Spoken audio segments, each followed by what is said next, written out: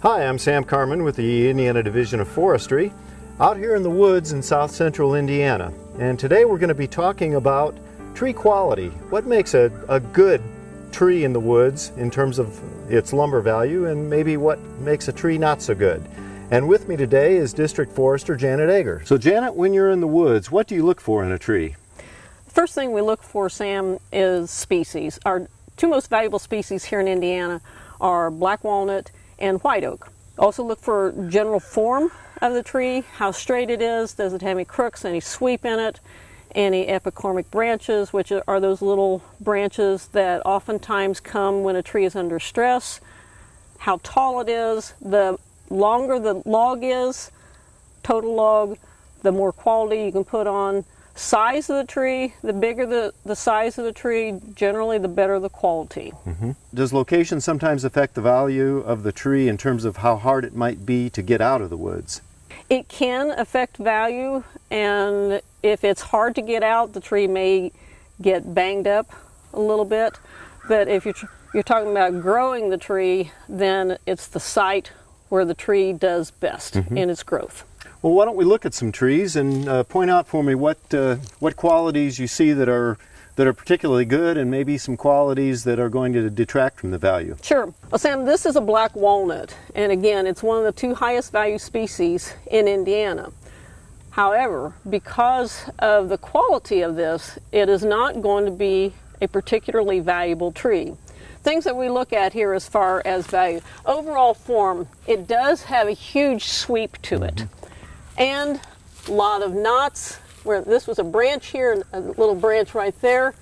If you look up further there, the other branches that are coming off, that is a total degrade in the quality of the tree. So everywhere I see a branch, I'm going to see a knot in the wood. Exactly, and that will show up at the mill.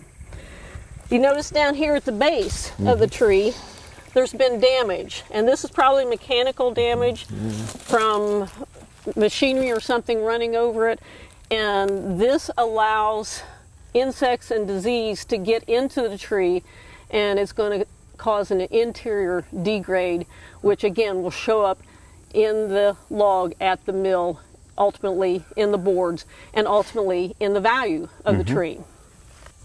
Sam, this is a result of what happens when a woods is pastured, and this woods was pastured many years ago, but the damage lasts a long time.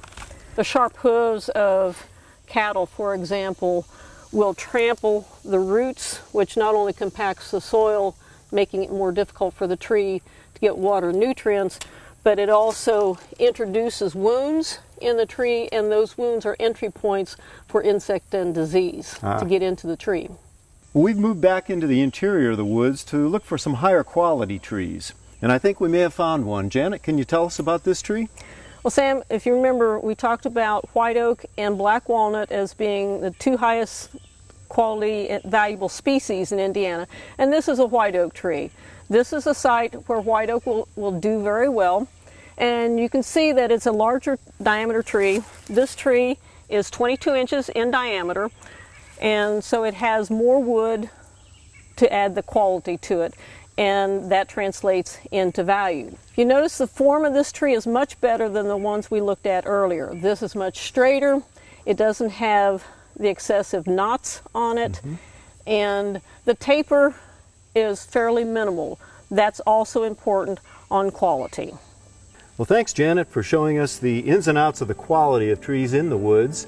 I think this will be very helpful when we go to the mill and take a look at these trees being sawn into lumber.